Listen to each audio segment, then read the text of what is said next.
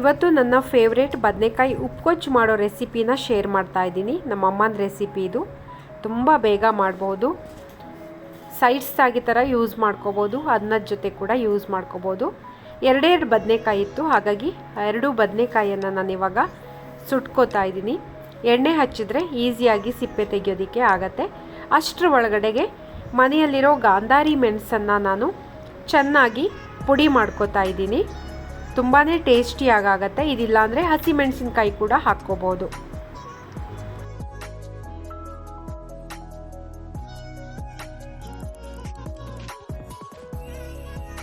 ಇದಕ್ಕೆ ಮುಖ್ಯವಾಗಿ ಹುಣಸೆ ಹಣ್ಣಿನ ತಿಳಿ ಬೇಕಾಗಿದೆ.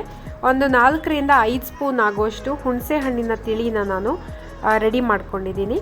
ಇದಕ್ಕೆ ಇವಾಗೇನು ಪುಡಿ ಮಾಡ್ಕೊಂಡಿದ್ದೀನಿ ಆ ಗಾಂಧಾರಿ ಮೆಣಸನ್ನು ಹಾಕ್ತಾ ಇದ್ದೀನಿ. ಅದಕ್ಕೆ ಉಪ್ಪು ಸ್ವಲ್ಪ ಜಾಸ್ತಿ ಬೇಕು. ಹೆಸರು ಹೇಳೋ ಹಾಗೆ ಇದು ಉಪ್ಪುಗೊಜ್ಜು, ಹಾಗಾಗಿ ಉಪ್ಪು ಮತ್ತು ಹುಳಿ ಚೆನ್ನಾಗಿ ಇದ್ದರೆ ಮಾತ್ರ ಇದು ರುಚಿಯಾಗಿರುತ್ತೆ. ಈಗೆಲ್ಲವನ್ನು ಚೆನ್ನಾಗಿ ಮಿಕ್ಸ್ ಮಾಡ್ತಾ ಇದ್ದೀನಿ. ಇದಕ್ಕೆ ಆಪ್ಷನಲ್ಲು ಕೊತ್ತಂಬರಿ ಸೊಪ್ಪು ಬೇಕು ಅಂದರೆ ಹಾಕ್ಬೋದು, ಕೊತ್ತಂಬರಿ ಸೊಪ್ಪು ಇಲ್ಲ ಅಂದರೆ ಹಾಗೆ ಕೂಡ ಚೆನ್ನಾಗಿರುತ್ತೆ. ಇದನ್ನು ಚೆನ್ನಾಗಿ ಮಿಕ್ಸ್ ಮಾಡಿ ಒಂದು 5 ನಿಮಿಷ ಹಾಗೆ ಇಡೋಣ. ಈಗ ಇದಕ್ಕೆ ಬದನೆಕಾಯಿ ಸಿಪ್ಪೆಯನ್ನು ತೆಗೆದು ಚಿಕ್ಕ ಚಿಕ್ಕ ಹೋಳು ಥರ ಮಾಡಿ ಅದನ್ನು ಮಿಕ್ಸ್ ಮಾಡಬೇಕು. ಸ್ಮ್ಯಾಶ್ ಮಾಡಿದರೂ ಆಗತ್ತೆ. ಚೆನ್ನಾಗಿ ಬೆಂದಿದೆ ನೋಡಿ. ತುಂಬ ಚಿಕ್ಕದಾಗಿರೋ ಎರಡೆರಡು ಬದನೆಕಾಯಿ ಇತ್ತು, ಅದನ್ನು ಹಾಕಿ ಇವತ್ತು ನಾನು ಉಪ್ಪುಗೊಜ್ಜನ್ನು ಮಾಡ್ತಾಯಿದ್ದೀನಿ. ಬಿಸಿ ಬಿಸಿ ಅನ್ನ ಜೊತೆ ತುಂಬ ಸೂಪರ್ ಆಗಿರೋ ಕಾಂಬಿನೇಷನ್ನು.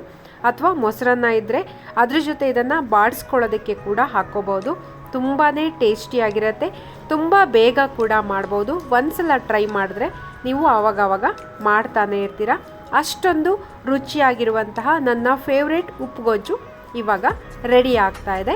ಈಗ ಈ ಮಿಶ್ರಣಕ್ಕೆ ಬದನೆಕಾಯನ್ನು ಹಾಕಿಬಿಟ್ಟು ಚೆನ್ನಾಗಿ ಮಿಕ್ಸ್ ಮಾಡಿದರೆ ಬದನೆಕಾಯಿ ಉಪ್ಪುಗೊಜ್ಜು ರೆಡಿ. ಇದಕ್ಕೆ ಒಗ್ಗರಣೆ ಹಾಕೋದಿಲ್ಲ, ರುಬ್ಬು ಹಾಕೋದಿಲ್ಲ, ಏನೂ ಇಲ್ಲ. ದಿಢೀರಂತ ಇದನ್ನು ಮಾಡಬಹುದು.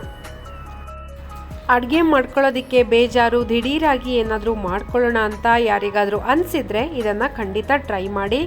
ಉಪ್ಪು ಹುಳಿ ಖಾರವಾಗಿ ತುಂಬಾ ಟೇಸ್ಟಿಯಾಗತ್ತೆ. ತುಂಬ ಬೇಗ ಆಗುತ್ತೆ.